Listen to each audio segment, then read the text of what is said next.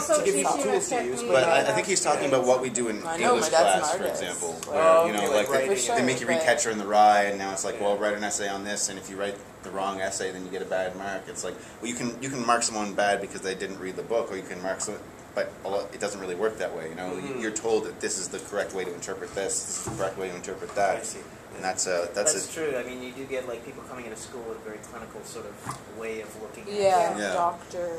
And I think that's a big part of the reason people don't like reading, and they're not into novels and I got huge into Charles Dickens when I was in like my early 20s, and this is long after having dropped out of school, and like I never had to read.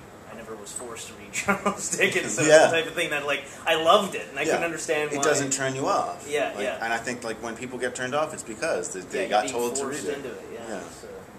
I don't think I was ever forced to, but I've always hated Shakespeare, to be honest. You were talking about Shakespeare earlier. Yeah. I was forced, well, and I still love it. That's one of those catches. I still love stand it. And I still, to this day, don't particularly love it the way that everybody else does, or not everybody else. But anyways, my point is I was never forced to read it. But like, I mean, recently I've found reason to read it through other things that my reading has taken me through. I found reason to kind of revisit it and stuff. So I mean, sometimes stuff comes around. I mean, well, I think it's also good to read things that you hate. I mean, no one learned anything by reading things that they liked. Yeah. I mean, honestly, I've probably seen the director's commentary on the movie Speed more than most people have seen their favorite movie. And I fucking hate that movie. I was like, sit there and get drunk and yell at the screen. Like,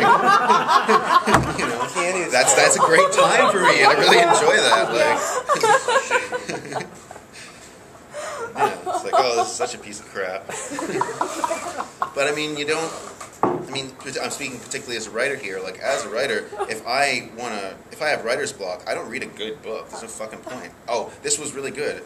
I'm going to do this? No, I can't imitate them. So I'd rather read something shitty and go like, okay, I better not do that. This is crap. I will read like a book based on a movie or something. For a long time, when my stand-in was a book based on the movie Arachnophobia.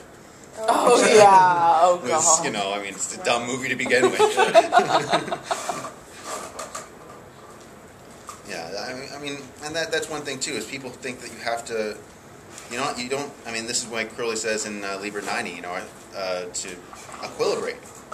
You gotta force yourself through things that you wouldn't necessarily go through normally, or want to go through normally.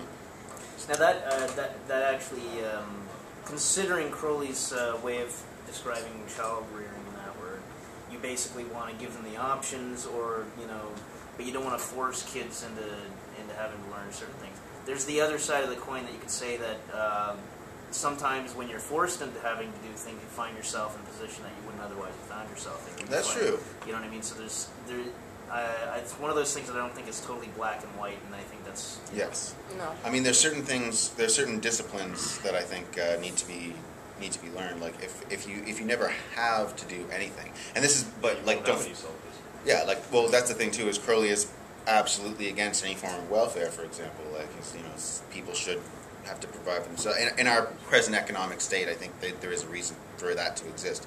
But in an ideal situation, you would just kind of let water seek its own level, and then people are forced by their own desires to go out and learn how to do things so that they can get, like you were saying, to get the money to buy what they want. Like, if that's your motivation, then you have to find some kind of way to accomplish that. And in a way, I think that is the force that forces people to do what they want to do, is their own desires and their needs, their own particular needs. If you can't meet your own needs, then you can't really do anything else. And I don't think Crowley's advocating that we just like let these kids sit around and do everything for them. No. They got to be put to work. But that's the thing with the people who want to be told what to do that we were talking about.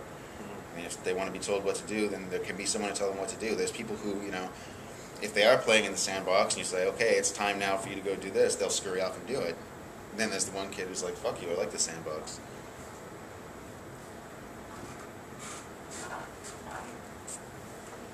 Yeah, well, I think the essential here then is the self-discipline issue, especially when it comes to Thelema, because if you just let people do whatever they want without self-discipline, they will just all die.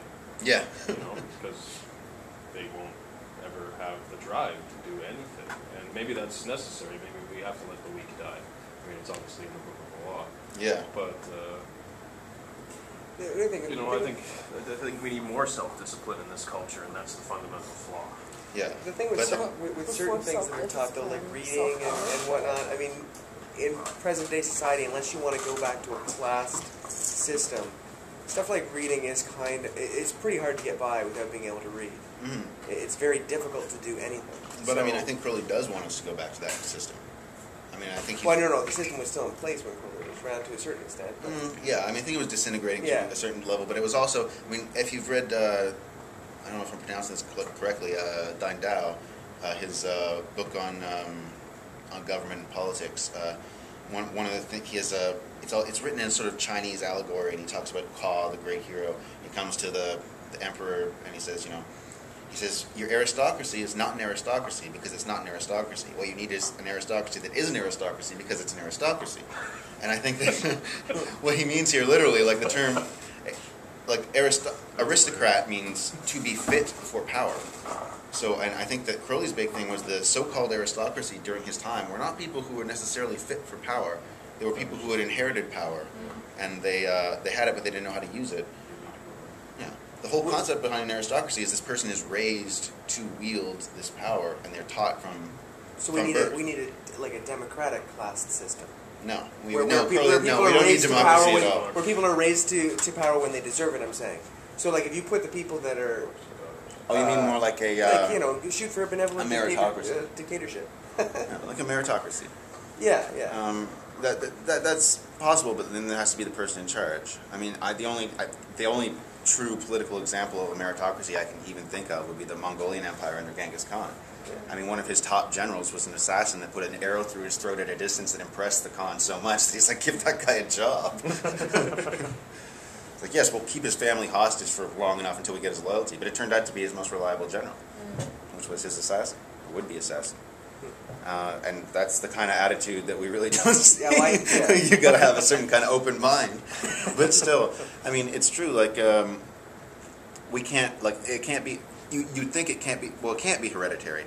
I mean, honestly, when I look at Crowley's OTO, I think of the Mamluk dynasty in the Ottoman Empire, where they essentially took the children of people who they killed and conquered nations, and they educated them to be the bureaucracy for the empire, and because they had no family background. The empire was being torn apart by all these like old time rivalries between ancient lineages and stuff like that, old family rivalries. So like, okay, these kids they're orphans, they're all orphans, so we'll just take them. They don't have the family problem, and they'll run things. And then they turned out to run things so well they wound up taking over the entire empire.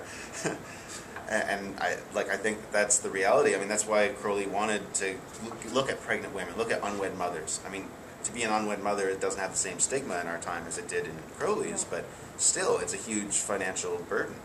And the idea is, you can take these kids and actually create